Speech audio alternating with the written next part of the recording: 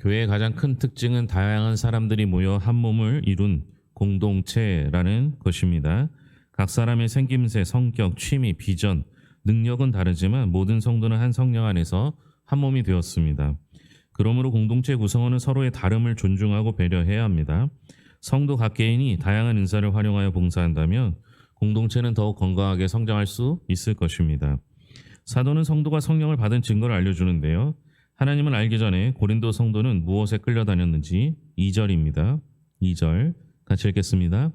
너희도 알거니와 너희가 이방인으로 있을 때 말 못하는 우상에게로 끄는 그대로 끌려갔느니라. 말 못하는 우상에게로 끄는 그대로 끌려갔다 이렇게 표현합니다. 신령한 것은 성령의 은사를 의미합니다. 바울은 고린도전서 12장부터 14장까지 성령의 은사 주제를 집중적으로 다루려고 합니다. 바울이 이처럼 성령의 은사를 여러 장에 걸쳐서 다루는 이유는 그만큼 이 문제가 고린도 교회의 큰 문제였기 때문이겠죠. 바울은 2절에서 고린도 교회 성도들에게 너희가 이방인으로 있을 때 우상이 이끄는 대로 끌려갔다라고 말합니다. 이건 그 당시에 이제 고린도 지역에 그 디오니소스 신을 숭배하는 사람들이 그 체험 중심인 거죠. 그러니까 이제 황홀경을 빠지게 하는 이것을 그 능력 또는 역사 이렇게 생각을 했던 거죠. 이 고린도 문화에 젖어 있던 성도들이 자연스럽게 성령의 역사를 초자연적인 체험이나 신비적 황홀감으로 이해했던 것입니다. 그런데 바울은 이렇게 신비적 체험에 빠진 이방 신적 제사 의식을 경고한 바가 있습니다. 우리도 신들렸다 하잖아요. 그죠? 샤머니즘에 의하면 신들린 사람도 있고요. 신들린 사람이 그 귀신 들린 거죠. 그 사람들은 귀신 들린 사람들이 그 무당들이 나와서 뭐 합니까? 신들린 사람이 작두를 타죠. 쉽게 말하면 칼 위에서 춤추잖아요. 그렇죠? 그런데 어때요? 안 다치잖아요. 그죠? 그 대단한 거 아니에요. 그죠? 아니 칼 위에서 춤추는데 발이 안 다쳐요? 대단한 거 아닙니까? 여러분 우리는요 그 현상을 가지고 이해하는 게 아니에요.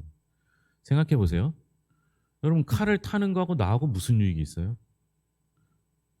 아니 그 사람이 칼을 타서 안 다치는 거하고 세상하고 무슨 상관이 있어요? 그렇잖아요. 여러분 우리는요 그 현상을 보면 그 현상에 매몰되는 거예요. 그러니까 대단하다. 저 사람 능력이 있구나. 칼 위에서 춤추는 거랑 세상을 바꾸는 거랑 세상을 이롭게 하는 거랑은 아무 상관이 없어요. 우리는 그런 거에 마음을 빼앗기지 말아야 하는 거죠. 성령을 받은 사람이 결코 하지 않는 말과 성령을 받은 사람이 할 수 있는 말이 나옵니다. 3절입니다. 그러므로 내가 너희에게 알리노니 하나님의 영으로 말하는 자는 누구든지 예수를 저주할 자라 하지 아니하고 또 성령으로 아니하고는 누구든지 예수를 주시라 할 수 없느니라. 먼저 성령 받은 사람이 할 수 없는 말이 뭐예요? 예수를 저주할 자라고 하지 못하는 겁니다. 그리고 성령을 받은 사람만이 할 수 있는 건 뭐예요? 예수를 주라고 하는 거예요. 그러니까 여러분 성령 받은 증거는 우리의 말에서 표현이 되는 거죠. 우리의 말에서 예수님을 주님으로 표현할 수 있는 사람이 진짜 성령 받은 사람이고요. 예수님을 저주하는 사람은 성령을 받지 않은 사람이에요. 잘 이해가 안 되시죠? 우리는요 예수 믿는 사람이잖아요. 여러분 예수님을 주님으로 고백하시죠? 그럼 왜 이런 얘기를 썼을까요? 이 당시에는 이제 로마 시대니까요. 황제를 숭배하는 시대입니다. 로마 시대의 예수를 주로 고백하는 건 결코 쉬운 일이 아니었습니다. 왜냐하면요. 유대인이 보기에는요. 예수님은 하나님께 저주받은 자입니다. 왜 그래요? 나무에 달린 자마다 저주할 자라 이렇게 성경에 나와요. 그러니까 예수님은 십자가에 달려라 하셨는데 그 십자가의 그 재료가 뭐예요? 나무잖아요, 나무. 그러니까 예수님은 나무에 달린 자이기 때문에 저주할 자라고 판단을 하는 거예요. 유대인들은. 헬라인이 보기에는 예수님은 십자가 위에서 처형된 죄인일 뿐이에요. 그럼에도 불구하고 예수님을 주라고 시인하는 자가 있다면 그 사람은 성령에 통치받은 사람이기 때문에 그렇습니다. 또 하나, 로마 시대에 기독교를 박해하기 시작하면서요, 무슨 일이 벌어지냐면요, 예수를 믿는지 안 믿는지를 판단하려고 하면 어떻게 하는 거냐, 예수님을 저주하라고 하는 거예요. 우리 그 일제 시대 때 기독교인한테도 그랬어요. 예수님을 욕하라고 하거든요. 그러니까 예수 믿는 사람 도저히 못하는 게 그거예요. 예수님을 욕하거나 예수님을 저주하는 건 못하는 거예요. 그런데 로마의 핍박에 의해서 믿음이 아직 형성되지 않은 사람들이 예수님을 저주하는 거예요. 로마의 핍박 때문에 죽을지 모르니까 예수님을 저주하면서 그냥 너무 죄송스러워하면 되는데 이것도 성령님이 시킨 거야 말하는 사람들이 있었기 때문에 바울이 이런 이들을 질책하기 위해서 이것을 말한 겁니다. 그러니까 여러분, 성령님이 어떻게 예수님을 저주하라고 말할 수 있겠어요? 그냥 그건 말도 안 되는 얘기다라는 겁니다. 성령의 임재를 경험한다는 것은요, 예수님을 단지 주라고 고백하는 데서 멈추는 것이 아니라 삶에서 예수님을 주로 시인하고 예수님을 주인으로 모시고 삶에서 예수님을 증거하는 삶을 사는 것까지를 의미하는 거예요. 여러분, 우리는요, 오해하는 게 뭐냐면 성령 충만하다는 것, 그것이 어떤 능력을 의미하지 않아요. 제일 먼저 무엇이 바뀌어야 되느냐? 생각이 바뀌어야 돼요. 그 다음에 무엇이 바뀌냐? 생각이 바뀌면 언어가 바뀌는 거예요. 그런데 여러분, 우리는요, 자꾸 성령 충만함을 받으면 없던 능력이 생기는 거라고 생각해요. 아니에요. 성령님을 주인으로 모신 사람은 내 생각 자체를 성령님이 주관하세요. 그러니까 머릿속에 있는 생각을 나타내는 가장 빠른 속도로 나오는 게 말이에요. 그래서 말을 지배받아야 되는 거예요. 그러니까 여러분, 우리가 하지 말아야 할 말을 안 하는 거, 그게 성령님이 하시는 거예요. 내가 하는 게 아니라는 거죠. 성령을 받은 증거는요, 예수님을 주로 시인하는 고백과 달라진 삶이 되어야 한다라는 겁니다. 각 성도가 받은 은사는 다양하지만 그 은사를 주는 성령은 한 분이시죠. 각 성도의 은사, 직분, 사역은 여럿이지만 공통점이 나옵니다. 4절부터 6절까지 같이 읽겠습니다. 은사는 여러 가지나 성령은 같고 직분은 여러 가지나 주는 같으며 또 사역은 여러 가지나 모든 것을 모든 사람 가운데서 이루시는 하나님은 같으니. 은사, 직분, 사역은 여러 가지가 있을 수 있지만요, 그것을 주신 분은 성령, 예수님, 그러니까 성령, 성부, 성자, 성부, 요 순서대로 됐죠. 그러니까 다시 말하면 주신 분은 삼위일체 하나님이라는 겁니다. 4절부터 6절에는 바울은 삼위일체 하나님이 어떻게 하나가 되어 역동적으로 사역하시는지를 보여주고 있습니다. 여러 은사가 있지만 성령은 같고요. 다양한 섬김의 직분이 있지만 예수님은 같고요. 역사의 방도들이 여럿일지라도 그 모든 일을 이루시는 분은 하나님 한 분이시라는 겁니다. 은사, 이게 은사가 우리 헬라어로 카리스마 들어보셨죠? 카리스마, 이게 은사예요, 은사. 우리는 카리스마를 영문권에서 넘어오면서 카리스마를 막 이렇게 힘 있는 뭐 이렇게 카리스마 있다 그러잖아요. 그렇게 말하는데 사실은 은사입니다. 그리고 이 은사는요, 은혜, 기프트에서 왔어요. 그러니까 카리스마는 은혜로부터 온 거예요. 그러니까 성령의 은사는 하나님의 은혜의 선물입니다. 그러니까 은혜로부터 온 게 은사예요. 근데 여러분, 은혜는요, 하나님께서 내게 주실 때 내게 필요한 걸 주셔요. 은혜라는 건 내가 받으면서 감사하면서 받는 게 은혜잖아요. 그죠? 그러니까 내게 주시는 건 다 다르다는 거예요. 각각 다른 은혜를 주시죠. 그러니까 은혜에서 비롯된 게 은사니까 은혜를 주시는 게 각각 다르다면 은사 역시도 각각 달라야죠. 그러니까 은사는 각각 다른 게 정상인 거예요. 그리고 은혜는 그 사람에게 필요하신 것을 줄 때 은혜가 돼요. 아니, 돈 많은 사람한테 돈 줘봐야 그렇게 고마워하지도 않잖아요. 그죠? 여러분들 생각해 보세요. 내가 아플 때 하나님께 기도했는데 하나님께서 내게 그 건강을 주셨어요. 그때 은혜가 되는 거잖아요. 그렇죠? 그러니까 은혜라는 건 내게 필요할 때 주시는 거기 때문에 필요는 각각 다 다르단 말이에요. 그러니까 은사도 다를 수밖에 없다라는 겁니다. 또 하나 덧붙이면요. 내게 필요한 게 은혜라면, 내게 필요한 걸 주신 것, 그것을 은혜라고 한다면 은혜는 각각 다르고 은사도 각각 달라야 합니다. 그렇기 때문에 남의 은사가 더 귀하지 않다라는 거예요. 그러니까 우리는 은사를 비교하죠. 어떤 은사가 더 좋은지, 어떤 은사가 더 뛰어난지, 어떤 은사가 더 좋은지 이것을 따지는데 그럴 필요가 없다는 거예요. 왜냐하면 은사라는 건 은혜에서 비롯된 것이기 때문에 각각 다를 뿐만 아니라 다른 걸 주셨기 때문에 모든 은사는 다 같은 거예요. 더 나은 게 없다라는 거죠. 아니라고 생각하시는 거죠? 성령의 은사에는 어떤 것이 있는지 8절부터 10절까지입니다. 어떤 사람에게는 성령으로 말미암아 지혜의 말씀을, 어떤 사람에게는 같은 성령을 따라 지식의 말씀을, 다른 사람에게는 같은 성령으로 믿음을, 어떤 사람에게는 한 성령으로 병 고치는 은사를, 어떤 사람에게는 능력 행함을, 어떤 사람에게는 예언함을, 어떤 사람에게는 영들 분별함을, 다른 사람에게는 각종 방언 말함을, 어떤 사람에게는 방언을 통역함을 주시나니. 보세요. 은사들만 쭉 나열한 게 이렇습니다. 지혜의 말씀, 지식의 말씀, 믿음, 성령으로 병 고치는 은사, 능력 행함, 예언, 영들 분별, 각종 방언, 방언 통역. 여기서만 한 것만 이래요. 근데 여러분 여기서 여러분들이 그동안 생각하기에 이게 은사인 것 같다라고 생각하는 것들이 뭐가 있어요? 그럼 지혜의 말씀 은사라고 생각하셨어요? 지식의 말씀 은사라고 생각하셨어요? 여러분 우리가 은사라고 생각하지 못한 대표적인 게 뭐냐면 9절에 보면 믿음이에요. 믿음. 그렇죠? 믿음이 은사라고 생각하는 거예요. 성경에 그렇게 기록되어 있는 거예요. 근데 여러분 믿음을 은사라고 생각하셨어요? 그 다음부터 나오는 건 좀 은사라고 생각해요? 병 고치는 은사, 그죠? 하도 병 고치는 은사를 많이 얘기해갖고. 그리고 뭐예요?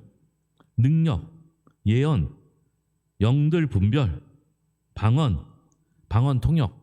이걸 다 은사로 생각하셨죠. 그죠? 그런데 만약 여러분 순서대로라고 한다면 제일 중요한 게 지혜의 말씀, 지식의 말씀이죠. 그 다음이 믿음이죠. 순서대로 하면 그렇잖아요. 그런데 제가 이미 말씀드렸지만 은사라는 건 크기가 없어요.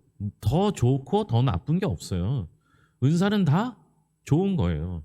은사는 많이 받으면 받을수록 좋고 그 은사는 나를 통하여 공동체를 이루어가는 각각 다른 은사를 주셨기 때문에 모든 사람이 방언할 필요가 없고요. 모든 사람이 병 고칠 필요도 없고요. 모든 사람이 다 은사를 똑같은 은사를 받을 필요가 없습니다. 그러나 보세요. 은사는 뭐에서 비롯됐다고요? 은혜에서 비롯됐다 그랬어요. 그렇죠? 그러면 우리 성도님들 가운데 은혜를 난 단 한 번도 못 받았다. 이런 분 계세요? 예? 없죠. 일단 은혜는 다 받은 것 같죠. 그죠? 예. 그럼 은사는 다 받았을까요? 못 받았을까요? 다 받은 거죠. 은혜에서 비롯되는 게 은사이기 때문에 누구나 다 은사는 가지고 있어요. 그런데 내가 은사를 못 받았다고 생각하는 건 뭐예요? 예? 남들 하는 걸 못해서 그래요. 예? 아니, 그러니까 우리는 은사하면 그냥 기본적으로 생각하는 게 뭐냐면 방언의 은사잖아요. 내가 방언을 못 받으면요. 방언을 못 받으면 어때요? 나는 은사를 못 받은 거라고 생각하는 거죠. 그렇지 않다는 거죠. 은혜에 따라 그 사람에게 필요한 것을 주셨고 그 사람에게 필요한 것을 은사로 바꿔주셨기 때문에 그것을 통하여 교회를 이롭게 하면 그게 은사가 되는 거예요. 그러니까 방언도요. 방언을 받았는데 교회에 이롭게 되지 않는다. 다른 사람에게 유익이 되지 않는다. 그럼 그 방언의 은사는 위험한 은사가 돼요. 여러분 은사 잘못 받아갖고요. 교회가 문제가 된 경우들이 정말 많아요. 병 고치는 은사를 받았어요? 그러면 그 병 고치는 은사를 가지고 뭐 하라는 거예요? 네? 병 고치는 은사를 받았어요. 그 병 고치는 은사 갖고 뭐 하라는 거예요? 병을 고쳐야죠. 그렇죠? 근데 병 고치는 은사 갖고 뭐예요? 예? 돈벌이를 했잖아요. 병 고치는 은사를 가지고요. 지혜의 말씀, 지식의 말씀을 받은 것처럼 부흥회 하는 데 가서 강사로 쓰였잖아요. 그분한테 뭐 주신 거예요? 병 고치는 은사예요. 그러니까 아픈 사람들을 찾아다니면서 병 고쳐주는 거예요. 그러면서 은사는 하나님께로부터 온 것이기 때문에 그거 가지고 돈 받으면 돼요, 안 돼요? 안 되는 거죠. 근데 옛날 여러분 지금은 그런 일 별로 없는데요. 저희 어렸을 때만 해도요. 제가 아주 어렸을 때 부흥회를 진짜 많이 했잖아요. 그러면 부흥회 하는데 단골 메뉴가 뭐예요? 신유의 은사를 가지신 분. 그죠? 그분들이 강사로 오시잖아요. 그래서 말씀은 별로 안 전하고 어떻게 해요? 기도시키죠. 기도시키고 아픈 사람 손들라 해갖고 병 고치는 은사를 했잖아요. 그렇죠? 아니 그게 나쁘다는 게 아니에요. 그거를 악용하면 안 된다는 거예요. 제가 은사 얘기할 때마다 방언의 은사를 예를 들어서 설명하죠. 여러분 은사는요. 쓸 수 있는 공간이 넓어지면 넓어질수록 좋은 은사인 거예요.